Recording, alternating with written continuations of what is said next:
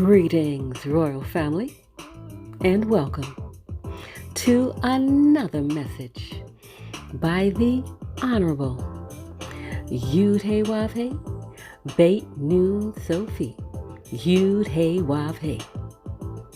Now, royal family, this message was taught many years ago by the Honorable Yahweh and is being presented to you today by Yahweh's royal priesthood. Remember to like, share, and subscribe to our channel. Visit us at Yahweh's royal priesthood, www.yahweh144000.com. And also, royal family, join us at the University of Yahweh, where classes are designed for the Godhead. Visit us at www.universityofyahweh.org. Also, royal family, listen to our weekly podcasts by the University of Yahweh, found on most podcast platforms. We look forward to you being there as well. Enjoy, royal family.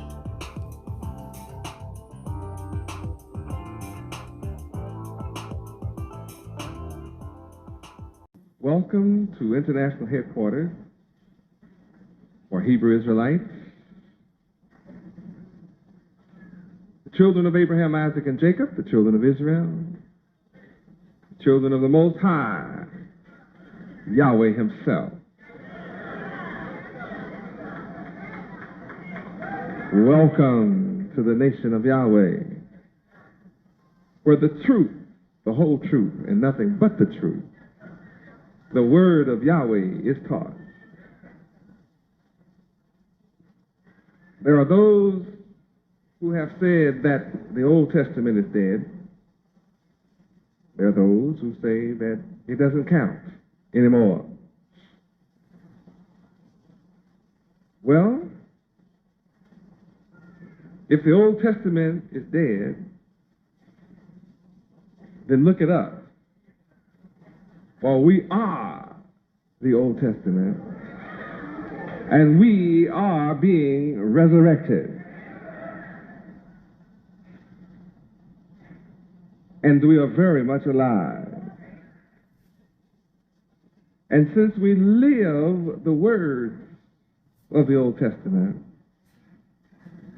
look and compare our works, and you will see that our works prove the Old Testament is very significant and is something to be reckoned with. For we are living the Old Testament as well as the New. And the fact that we live the Old means that we go from the beginning. Anyone who says the Old Testament does not count is saying that the Creator doesn't count, that the beginning doesn't count. For I read from the Old Testament, Genesis chapter 1, verse 1. In the beginning, Yahweh, Ben Yahweh, the Son Himself, created heaven and earth.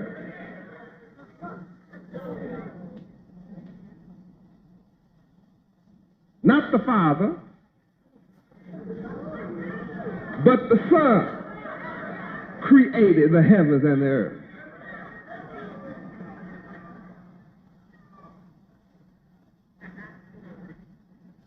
Maybe that's why there are those who want to discount the Old Testament. Because when the Son comes on the earth, if you deny the Old Testament, you deny his beginning, his works of old.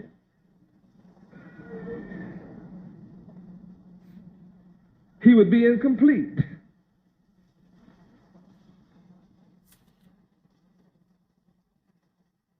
What can be more important than knowing what the Son of Yahweh did in the beginning?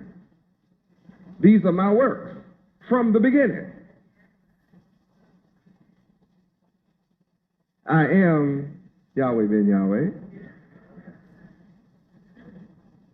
and I created the heavens and the earth and all that is in them.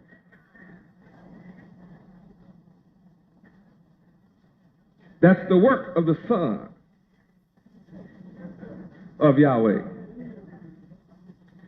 And it's unethical to deny reality.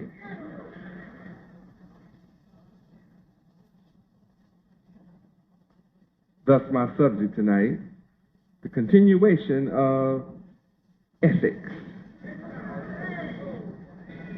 from the Old Testament.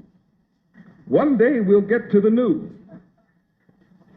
But right now we're dealing with the Old, which is new. If you do not understand the Old, then when you first understand it, it's new to you. There's no such thing as the word of Yahweh being old. In terms of not being important, old in time, it depends on whether you got or not.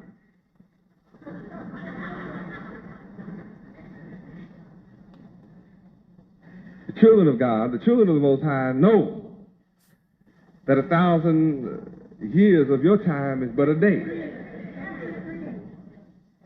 with the Creator. Glory. Isn't that beautiful to know? In the book of Deuteronomy, chapter 5, verse 29, it would be so good if you had a certain kind of heart in you. It would be a blessing if you had the kind of heart that would cause you to fear me and keep all my commandments always. If you did, it would be well with you,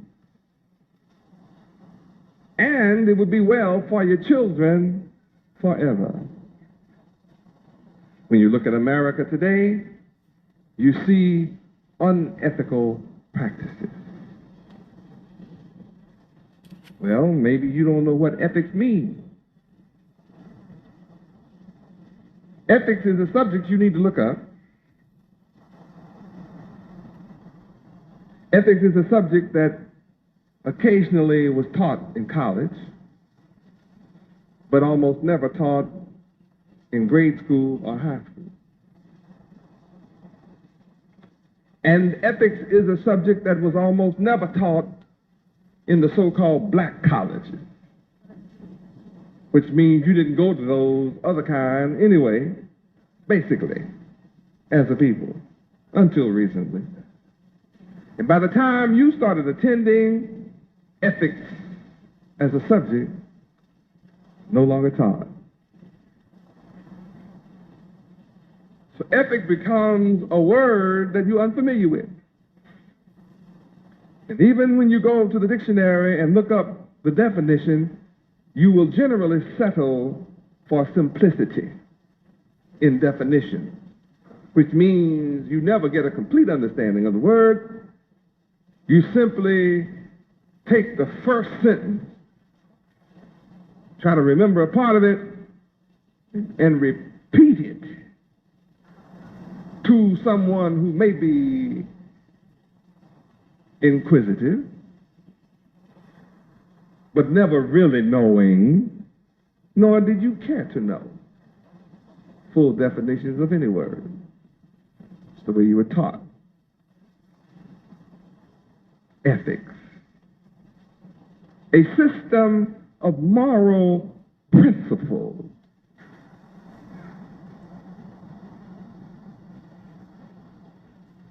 And of course, we've had several weeks on the subject of ethics, which I will release nationwide soon, but we are way down in the subject of ethics here at HQ. But first we found out it's a system of moral principles, rules of conduct that's recognized in a group, a culture.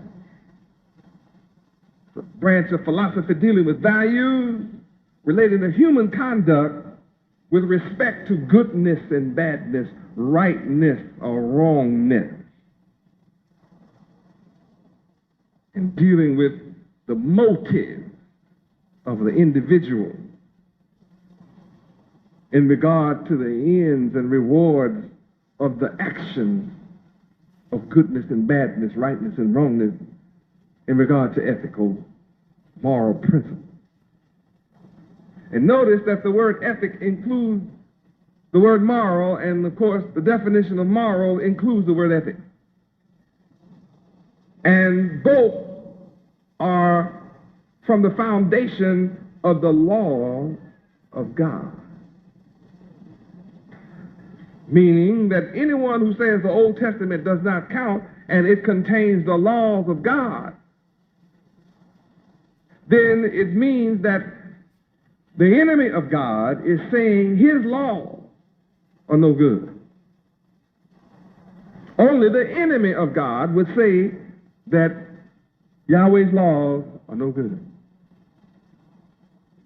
And if you refuse to teach the laws of Yahweh, as found in the Old Testament, then you are saying moral principles, ethics, learning the difference between good and bad doesn't count anymore. I maintain that any person who would become human would have to not only know the difference between good and bad, right and wrong, but be able to apply the righteous standards of conduct for group living. Without that kind of teaching, you have chaos and anarchy in society. You have dope and drugs and alcoholics and prostitutes.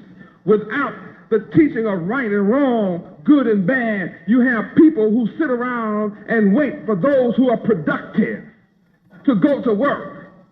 And their job becomes going into your house and stealing your possessions and feeling like they did God a favor by hitting you in the head on your way home to take what you may have earned while you at work. That's what happens when there's no ethics.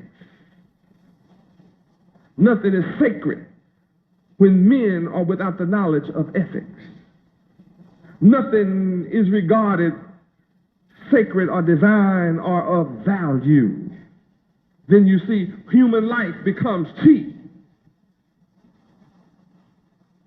When you elect, when you have a country that does not teach ethics, then when you elect a person from that group, from that culture, whether he be an actor from Hollywood or a peanut farmer from Georgia, when he is elected into the highest office, you have a man there who has no knowledge of good and bad, right and wrong. And the value of life is cheap. So they become men of war and warmongers and seek to get and take from others because they feel they are physically in war weapons mightier than another. This is the result of no ethics being taught or required. And yet the American government has an ethics law, ethical conduct, law for the governance of congressmen. And as long as they're all immoral together, and as long as one doesn't displease the bigger group, he can be as immoral and unethical as he wants. But when somebody in the group decides they don't like what he's doing to them or somebody, they bust him using the laws of God. You go to jail for breaking the laws of God. Because the laws of a country based on the Old Testament. It's in the Old Testament. Life for life. It's in the Old Testament. Thou shalt not kill. So when you go out and kill a man, the state, the government arrests you. Why? Because you killed a man or a person. So they say, then, thou should not have killed him. You say, so? And they say, we are going to take your life for having done so. I'm going to try to give you the electric chair. Where do they get that from? The Bible.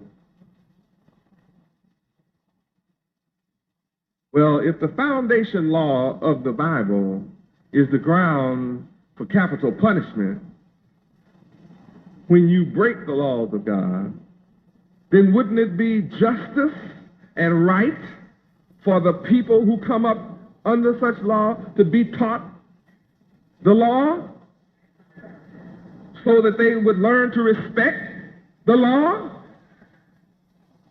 and honor the law so they could avoid breaking the law?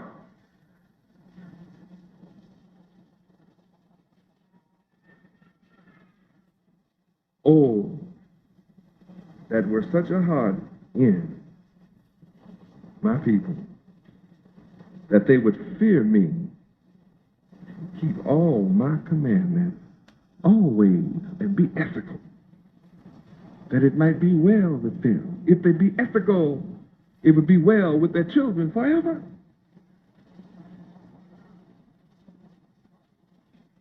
In Deuteronomy chapter 6, beginning at verse 10, we're dealing with ethics.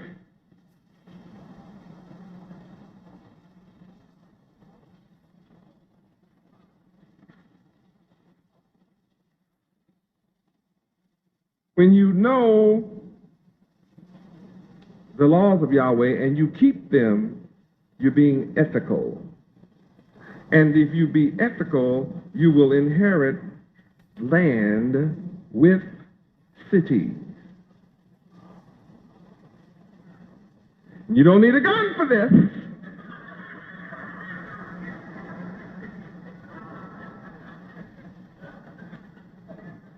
All you need is ethics.